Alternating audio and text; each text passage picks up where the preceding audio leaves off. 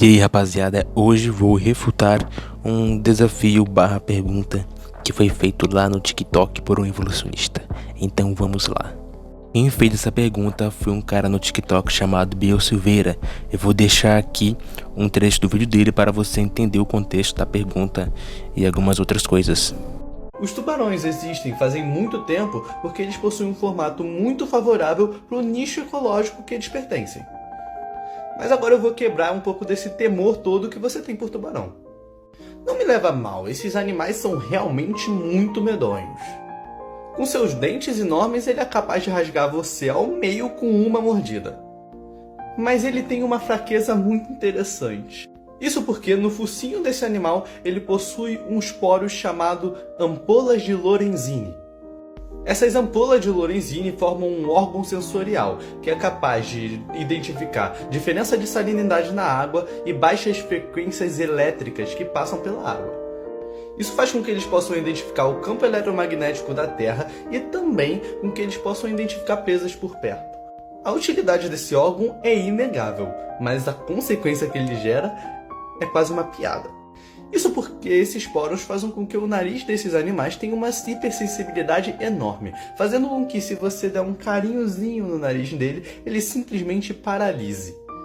Isso, juntando com a ação de você virar esse animal de cabeça para baixo, faz com que ele paralise por uns 15 minutos. Alguns mergulhadores muito habilidosos fazem esse tipo de coisa para poder examinar esses tubarões sem ter nenhum perigo. Então, por um lado, essa consequência é boa, porque você pode identificar doença nesses animais e tratar. Por outra, também é usada por alguns animais não muito agradáveis para o tubarão. Primeiro que algumas presas conseguem usar isso para fugir do tubarão, impedindo que ele coma. Até porque, se você puder aproveitar 15 minutos com o maior predador do mundo parado, você vai aproveitar esses 15 minutos. E também animais que predam tubarão, porque isso existe, tá bom? Como a orca, por exemplo, usam isso para comer o tubarão ainda vivo. Então é isso. O designer inteligente decidiu literalmente botar um botão de desligar no tubarão. Por quê? Achei necessário colocar esse trecho inteiro, caso contrário poderia ficar alguma coisa fora do contexto ou até você não entender a pergunta. Agora vou responder essa pergunta dele. Existem 3 tipos de criacionismo: o criacionismo científico, o criacionismo religioso e o criacionismo bíblico. Quando você faz uma pergunta aos criacionistas, é necessário que você diga qual desses você está perguntando. O criacionismo científico, por exemplo, não se baseia em pressuposto religioso, se baseia em pressuposto da natureza. O criacionismo religioso, por exemplo, se baseia em pressupostos religiosos, é claro. E o criacionismo bíblico se baseia em pressupostos religiosos, no caso, pressupostos bíblicos. Eu defendo o criacionismo científico, que vai ter implicações religiosas e vai concordar com uma parte do criacionismo bíblico. O professor Adalto Lourenço, no livro dele 10 mitos sobre o criacionismo, explica isso muito bem.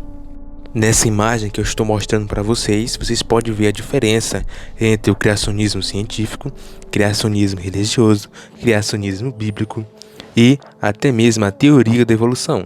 Vocês podem ver as diferenças e as coisas semelhantes que tem. E pasmem, a evolução tem coisas que concordam com o criacionismo científico. Vocês podem ver que o design inteligente está dentro do criacionismo científico, porque o criacionismo científico se baseia apenas e unicamente em pressupostos da natureza, e é isso que o design inteligente faz.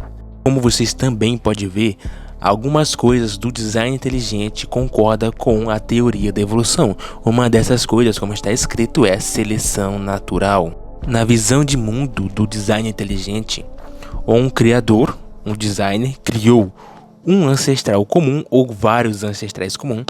O Michael Behe defende um ancestral comum e o Marcus Eberlin vários ancestrais comuns.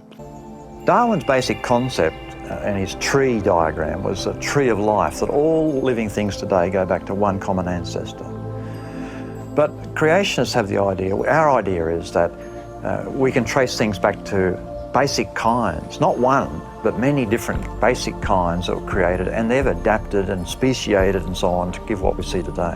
So instead of a tree, creationists see it more of an orchard where Each tree in the orchard is a basic kind from which the branches actually are the species and things we see today. And adaptation and natural selection are involved in that process. E o que acontece? Pegando um pouco aí da visão do Marcus Eberlin, esses vários ancestrais comuns dão origem a todos os seres. E como que eles vão dar origem a todos os seres? Através da microevolução, onde está lá a seleção natural. Então, basicamente, a diferença entre a evolução e o design inteligente é que o design inteligente coloca um projetista, uma mente inteligente, criando vários ancestrais comuns, e eles evoluem, mas eles não chegam à macroevolução, apenas na microevolução. Esses descendentes são apenas variações dos ancestrais comuns, eles não chegam à macroevolução. Agora, respondendo a pergunta de forma direta, é isso que você perguntou, Bill Silveira, não é um problema. Porque no design inteligente existe seleção natural e o que você mostrou é basicamente a seleção natural em ação.